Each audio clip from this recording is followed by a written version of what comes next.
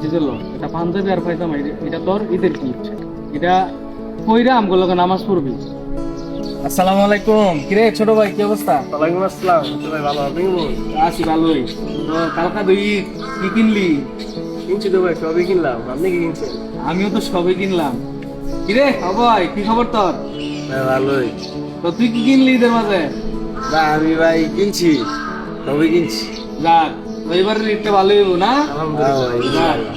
আচ্ছা ঠিক আছে, তো ছোট ভাই থাকো তোমরা, আমি গেলাম। হ্যাঁ, পরে দেখা হবে। আচ্ছা বন্ধু, তাহলে থাক, আমি একটু বাটা চাই।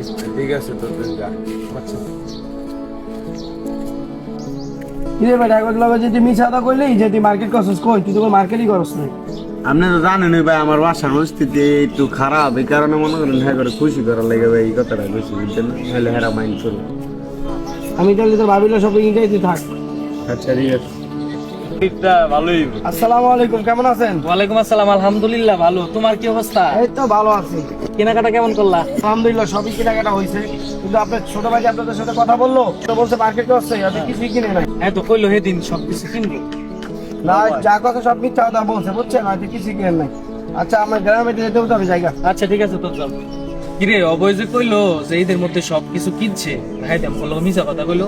হ্যাঁ ভাই। তাহলে কি করণ যায়? আরে কি করন যায় এখন, আপনি কোন? একটা পাঞ্জাবি তো গিফট দিতেই বা, আমরা নতুন জামা কাপড় পরে ঈদ করবো। হ্যাঁ কি পুরান কাপড় লয়ে ঈদ করবো? না ভাই, কথাটা ঠিকই বলছেন। চল একটা পাঞ্জাবি কিনে দিই। বুঝতে ভাই, বাসাতে পারতো। আরে ডাক দে। হ্যাঁ ভাই, শুনে দা। আচ্ছা সেদিন যে তোরা জিগাইলাম ঈদের মধ্যে কোনো কিছু কিনছস কিনা, তুই আমার লগে মিশা কথাটা কি লেগে কইলি? আমরা কি ঠিক করছস? আমরা কি তোর বড় ভাই আছিলাম না? বুঝলো, এটা পাঞ্জাবি আর পায়জামা, এটা তোর ঈদের গিফট। এটা কইরা আমগুলো নামাজ পড়বি।